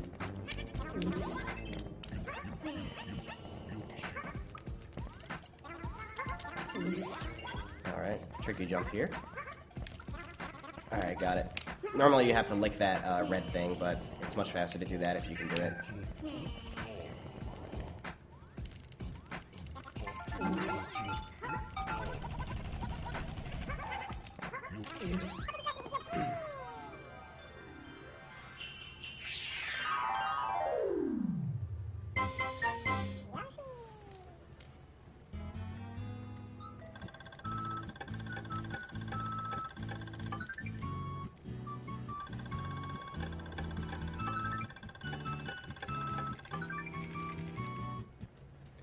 The next level is called Pooie and Nippy.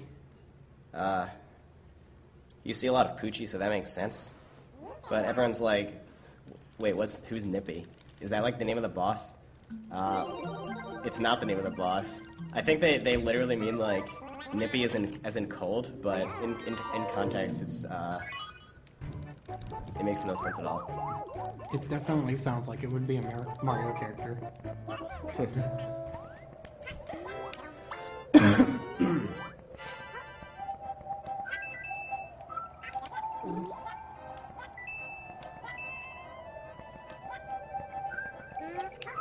So there's no particular reason you choose the green Yoshi. It's probably just because it's the first one.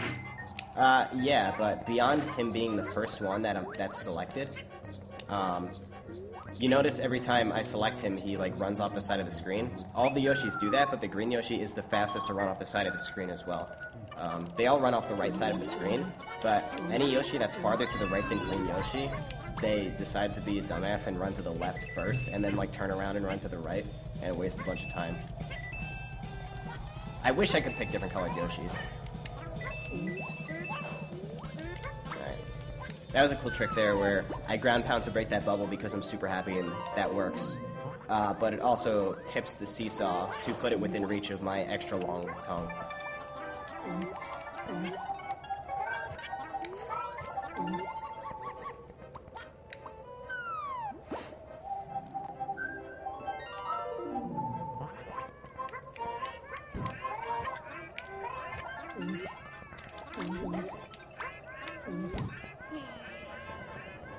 These seagulls are really annoying in this level because they drop bombs at you. I don't know what that box is for, the one I just jumped over. It's just there.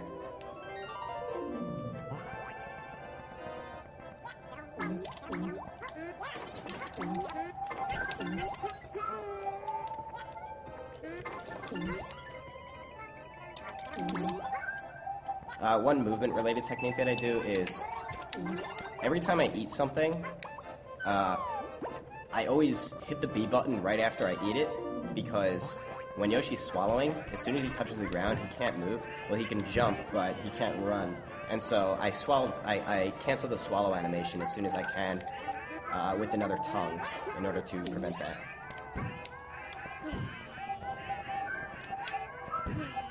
What is with all these? Okay. Are they RNG? Yeah, most of them are. Some of them aren't.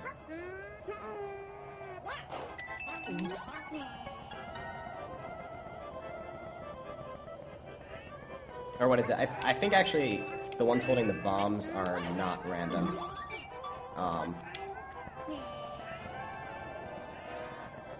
I think scrolled the camera a tiny bit more than I usually do, so they all like hit me at once.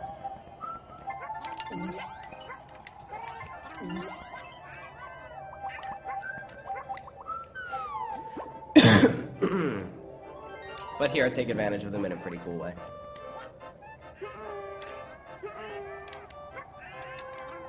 There we go. And now we fight the boss. This is the only boss that has a random pattern to him. The worst possible random pattern wastes 2 seconds, so it's not really severe. But we'll see what happens. If he flies away from me at the beginning, then it's a bad pattern, but it really doesn't matter.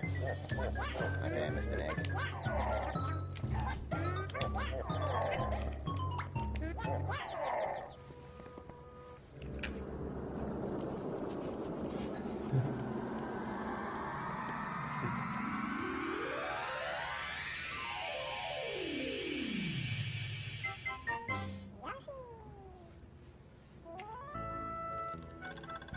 I literally looked away for a few seconds and the boss was dead. Yeah, that's all the bosses in this game.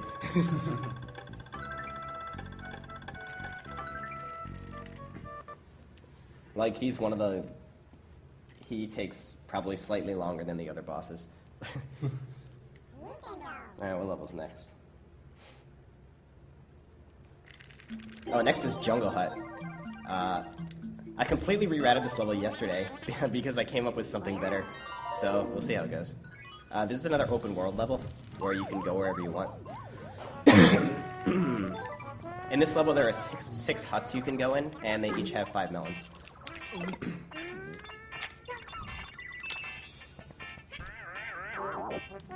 So this is the first and easiest hut. It just has these little spiny dudes that are quite easy to dodge. And with some good tongue jumping, you can just avoid most of the platforming. Oops. Come on. Alright, good enough.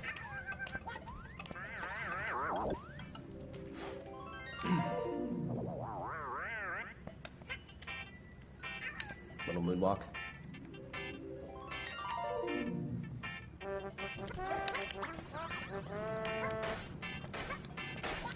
Oops. Come on. There we go.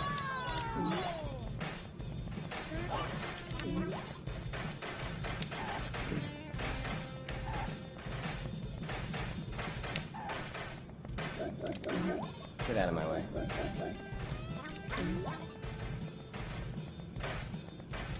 That one's not too bad either. The next one's annoying though. In a couple of the huts you have to get all the coins, and this is one of them. Gonna grab that.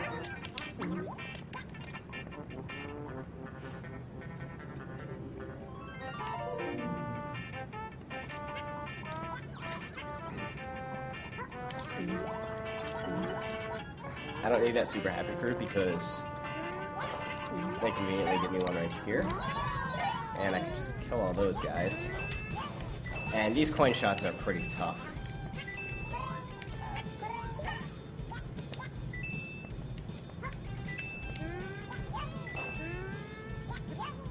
Alright. Make a few eggs while I'm falling.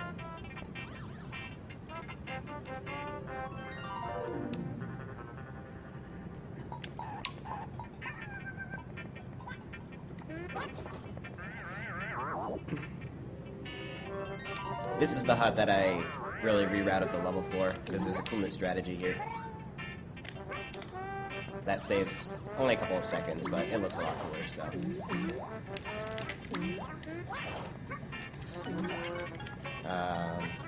That. Come on. Come on. Okay. And we get the last melon.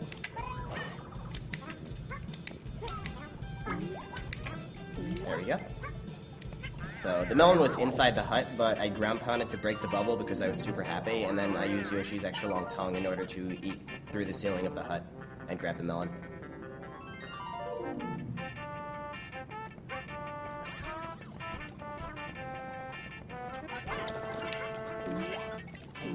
This is another get all the coins hut.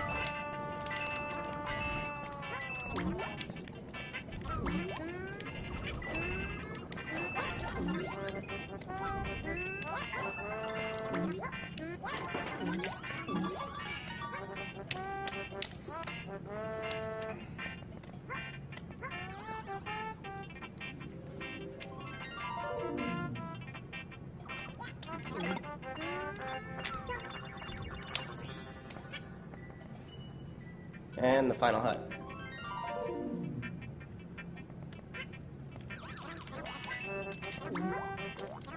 Missed a coin there, I'll just get it later.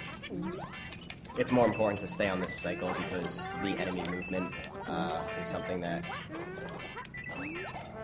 I need to be correct.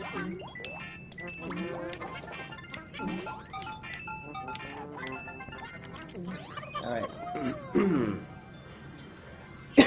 And now on to 5-3. This level is called Shy Guy Limbo. It's a very cute level because you see Shy Guys in like little hula skirts and they're playing Limbo. But at the beginning of the level, there's this Lakitu who, he drops these spiked balls at you. And that part, like, that's really nothing, but the thing is, this is maybe like probably a 1 in 8 chance of him dropping a melon. And it's completely random. And he drops 5 melons in total. And so I have to wait for him to drop 5 melons. And while this game normally doesn't have bad randomness at all, this is the one level where it can be pretty severe and waste a good deal of time. If at a certain point he hasn't yet given me 5 melons, then I'm just going to move on and come back to the beginning later on. So we'll see what happens.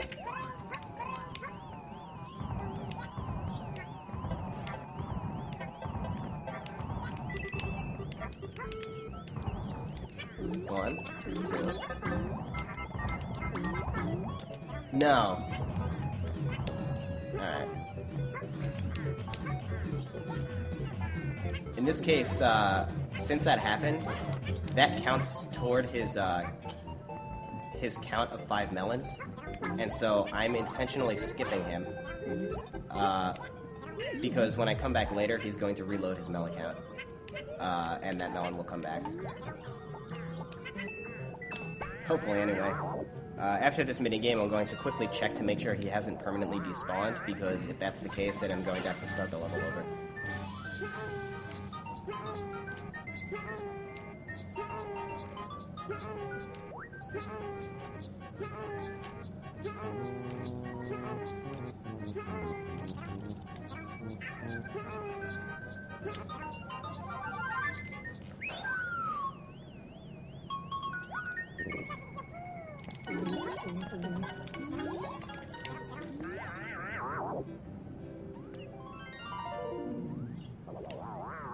So why don't you always go for super happy? I just don't always need it.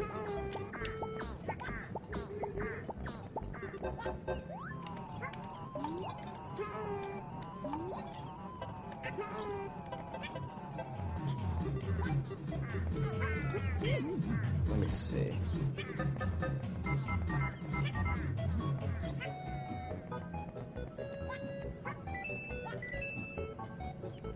Alright. I think he's gone permanently. Oh, god damn it. He's not. Oh well. That doesn't really matter because now instead of starting the level over, I can keep my melons. And we won't let that waste us much time. So, and as a bonus, instead of coming back later, I can just do this again now. So, like, it did still waste a pretty substantial amount of time, but it's worse things could happen. And now I get to be Red Yoshi. And as another interesting bonus, he's going to give me, once again, 5 melons. Which is funny because he already gave me some. So, well, he gave me 3. There's 4.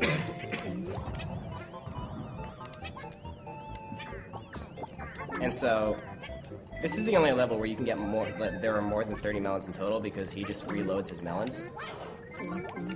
And so, I can technically take advantage of that and now skip annoying melons later in the level.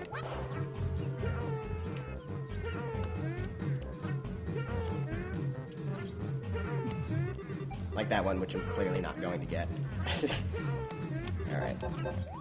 That was scary.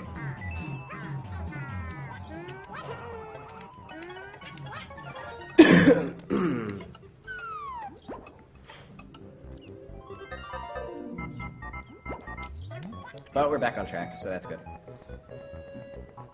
Grab like 1 extra egg here.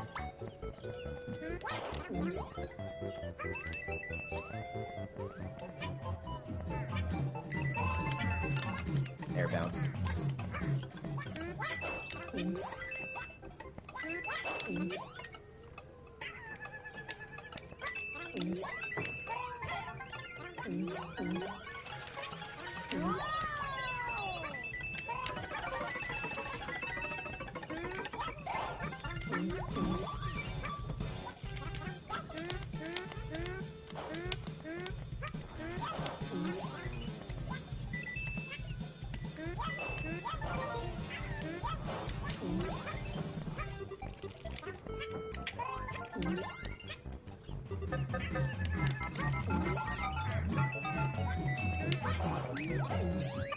That apple.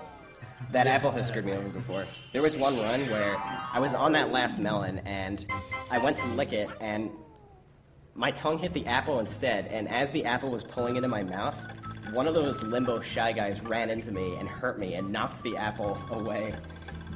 and ended up saving the run. But anyway, this brings us to the last level of the run, 6-4.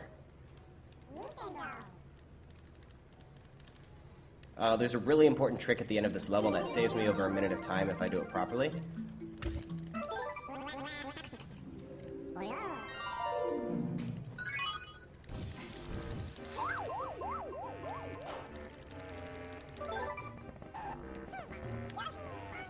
The one annoying thing is, I have to go in this door first. There's one melon in here.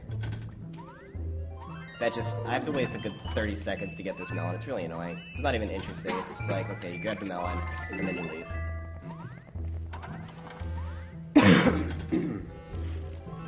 The next part's interesting, though.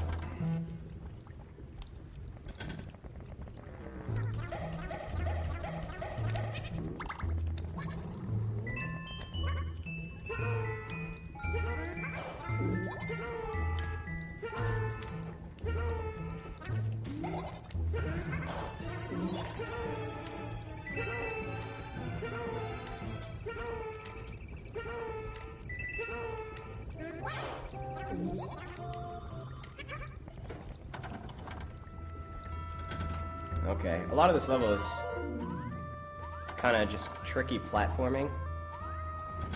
It is definitely the hardest World 6 level.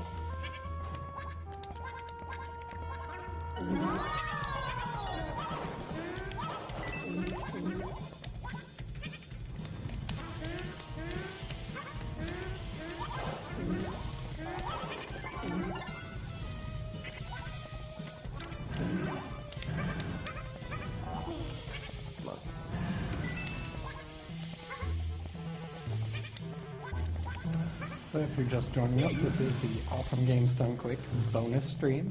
Right now, this is Yoshi's Story, being run by Dan Salvato. Up next, we have Final Fantasy III No Jobs Glitch run by Duckfist. That'll be another entertaining run to watch.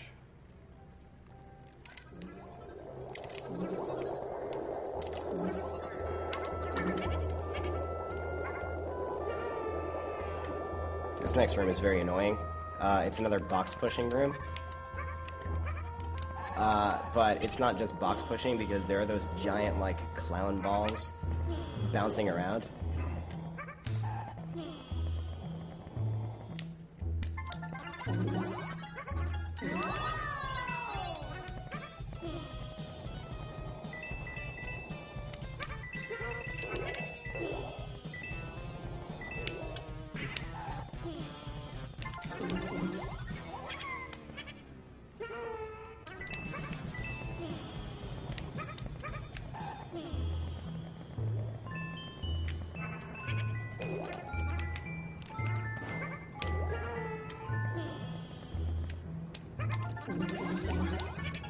Alright, no more box pushing.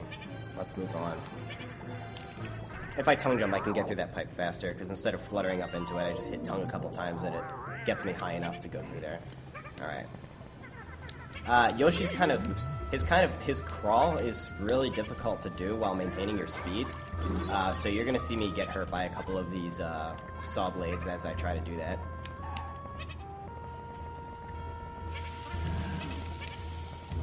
Also, this is the trick I was talking about that saves over a minute. Let me just see if I can do it real quick. Crap. Oh, I got it. Okay. So that's normally an auto-scroller. As you can see, they kind of sandwich you between those flames. But if I egg jump out of that pit, which again, you're not really supposed to be able to jump out of that pit, but by throwing eggs and jumping, I can gain more height than I'm supposed to. Once they scroll off screen, they despawn permanently, and so now I can just run my way through the auto-scroller, and it saves a lot of time. Oops. Come on. Alright, final Bowser fight, and time will be when the second score screen fades out.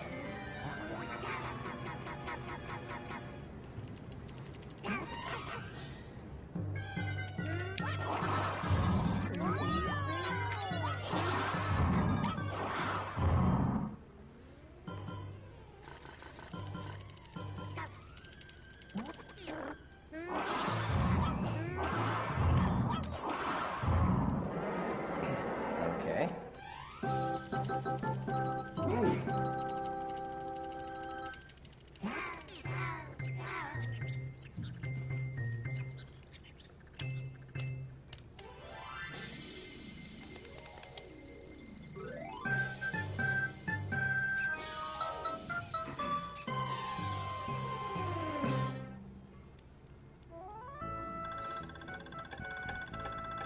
Not yet, not yet. Alright, when this fades out. And time. 150, 155. That's really good.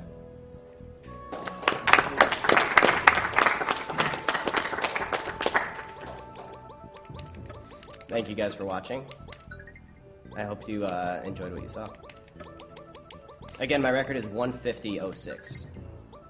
And even then, the game can probably be optimized to 145. There's so much room for mistakes in this game. It's really, really hard to execute it flawlessly, believe it or not. So, but anyway, why don't we get ready for the next run?